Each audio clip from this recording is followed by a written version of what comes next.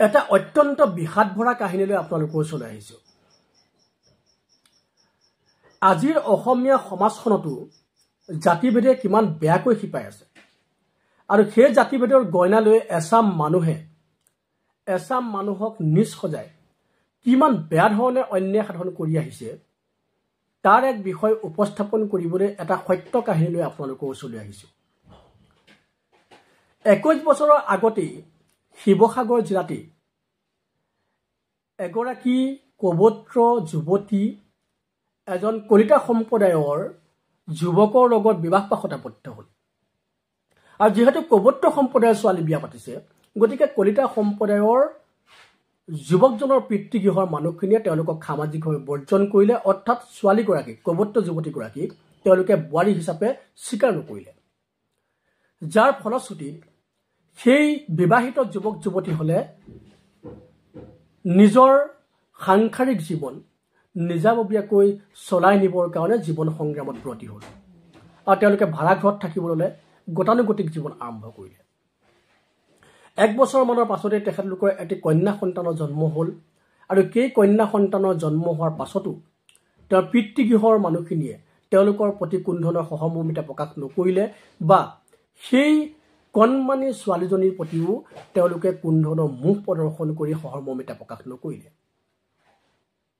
সকলোখিনি দুখ বেদনা ত্যাগ কৰি তেওঁলোকে জীৱন সংগ্ৰাম অব্যাহত ৰাখিলে। কিন্তু নিয়তিৰ কি চৰম পৰিহাস, কিছু বছৰৰ পাছতেই সেই যুৱকজনৰ 2টা কিডনী বিকল হ'ল আৰু তেখেতে মৃত্যুৰে সৈতে যুঁজিবলৈ লৈছে। কিন্তু এইখিনি সময়তো সেই যুৱকজনৰ পিতৃগৃহৰ মানুহখিনিয়ে তেওঁলোকৰ প্ৰতি কোনো ধৰণৰ সহমৰ্মিতা প্ৰকাশ কৰাটো বাদে কোনো ধৰণৰ সহায়ৰ হাতো আগ নবঢ়ালে।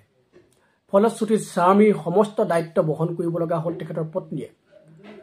সৰ্বশ্ৰান্ত হৈও নিজৰ 2টা কিডনীৰ ভিতৰতে এটা কিডনী নিজৰ স্বামীক দি তেখেতক জীয়াই ৰাখিবৰ কাৰণে তেওঁ চেষ্টা কৰিলে আৰু অৱশেষত তেখেতৰ স্বামী জীৱিত হৈ আহিল। কিন্তু কিছু বছৰৰ পাছতেই সেই পুৰুষজনৰ, সেই ব্যক্তিজনৰ মৃত্যু হ'ল আৰু মৃত্যুৰ পাছতো কিন্তু তেখেতৰ পিতৃগৃহৰ মানুহখিনিয়ে তেওঁলোকৰ প্ৰতি কোনো ধৰণৰ সহমৰ্মিতা প্ৰকাশ নকৰিলে বা তেওঁলোকক কাষ নাচাপিলে। জীয়াই থকাৰ একমাত্ৰ সম্বল হিচাপে নিজৰ কন্যা সন্তানটিকে বুকুত বান্ধি লৈ কন্যা সন্তানটিৰ মুখলৈ চাই সেই মহিলাগৰাকীয়ে এক কঠিন জীৱন সংগ্ৰামত ভৰি দিলে। তেনেদৰে গতানুগতিকভাৱে চলি গৈ থাকিলে। ছোৱালী ডাঙৰ হৈ আহিছে আৰু সেই মহিলাগৰাকীৰ যি পৰিশ্ৰম, সেই মহিলাগৰাকীৰ সংগ্ৰাম সিমানে কঠিন হৈ আহি আছে।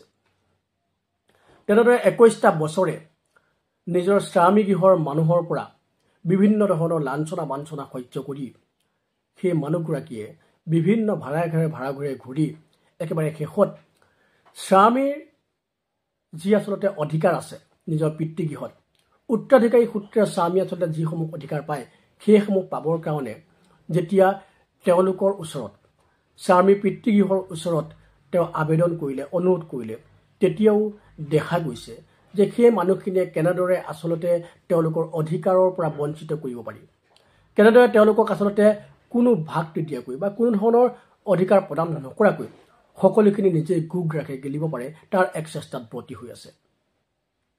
কিমান লজ্জাজনক হ'ব পাৰে সমাজখন। আৰু জাতিভেদে কিমান বেয়াকৈ আচলতে শিপাই আছে সমাজখনত। সমগ্ৰ ঘটনাটো বিবেচনা কৰি অত্যন্ত দুখ লাগিল, সেইকাৰণে আপোনালোকক শ্বেয়াৰ কৰিলোঁ। ধন্যবাদ। জয় আই অসম।